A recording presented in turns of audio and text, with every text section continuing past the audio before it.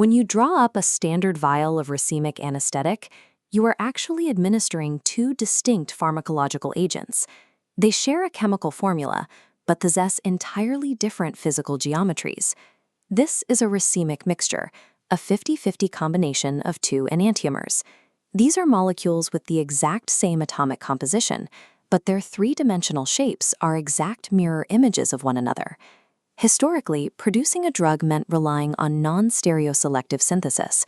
Laboratory limitations yielded both mirror images equally because separating them was technologically prohibitive. Modern pharmaceutical engineering now allows us to isolate the specific three-dimensional shape required for the target receptor. In pharmacology, the active therapeutic mirror image is the eutomer. The inactive or toxic mirror image is the distomer. By isolating the eutomer, as seen in the production of levobupivacaine, we eliminate the geometric interference inherent in the parent drug, bupivacaine. The physical orientation of these molecules dictates anesthetic potency, systemic toxicity, and the precise pharmacokinetic clearance observed in every procedure. Chemical classification begins by identifying molecules with identical formulas but different structural or spatial arrangements. Structural or constitutional isomers share a formula but have different atomic bond connectivity. In volatile agents like isoflurane and N-fluorine, the different placement of chlorine and fluorine atoms along the carbon chain changes how the drug behaves. Stereoisomers, however, maintain identical bond connectivity. Their difference lies entirely in their three-dimensional spatial orientation.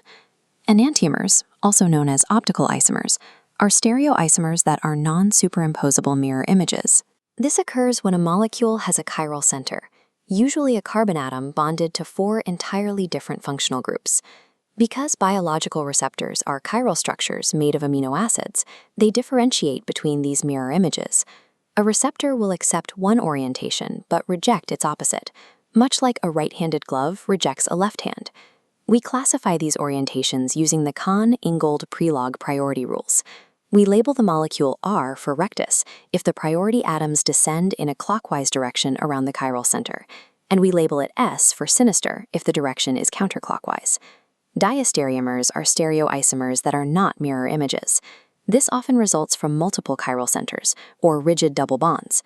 Mivacurium exhibits this through cis-trans isomerism, where bulky groups sit on either the same or opposite sides of a restricted bond. While structural isomers can act like different drug classes, stereoisomers test the exact geometric precision of biological receptors, requiring clinicians to account for the molecule's 3D shape.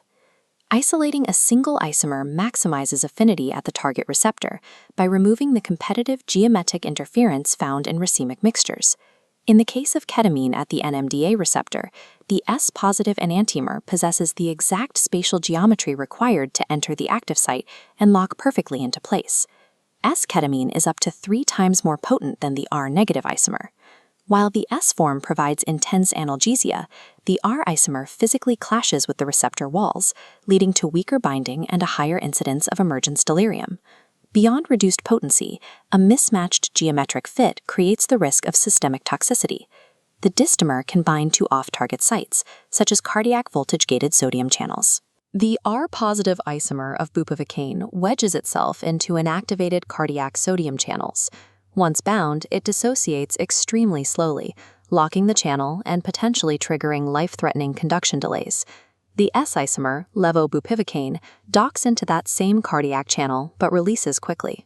This faster dissociation significantly widens the clinical safety margin against catastrophic arrhythmias. Utilizing enantio-pure drugs like levobupivacaine or ropivacaine is a clinical intervention that physically removes the toxic geometrical interference of the distomer from the syringe. Three-dimensional geometry also dictates a drug's pharmacokinetic fate, determining how it is broken down by chiral enzymes in the plasma and liver. Racemic atracurium is a mixture of 10 different stereoisomers. This complexity results in a metabolic profile where multiple different breakdown pathways occur simultaneously. Isolating the specific 1R-cis, 1'R-cis isomer creates cisatracurium. This single geometry accounts for over half of the neuromuscular blocking activity of the original mixture. This specific geometry allows for predictable Hofmann elimination, a spontaneous chemical degradation at physiologic pH and temperature that occurs independently of hepatic or renal function. This isomer does not possess the structural requirements to trigger mast cell degranulation.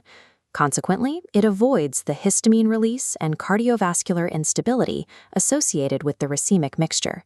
Enantiopure selection replaces a multi-pathway breakdown with a targeted clearance profile, isolating the muscle relaxation from systemic histamine toxicity. Naturally occurring morphine serves as a model for stereospecific pharmacology, a complex alkaloid where spatial arrangement is the primary determinant of drug action.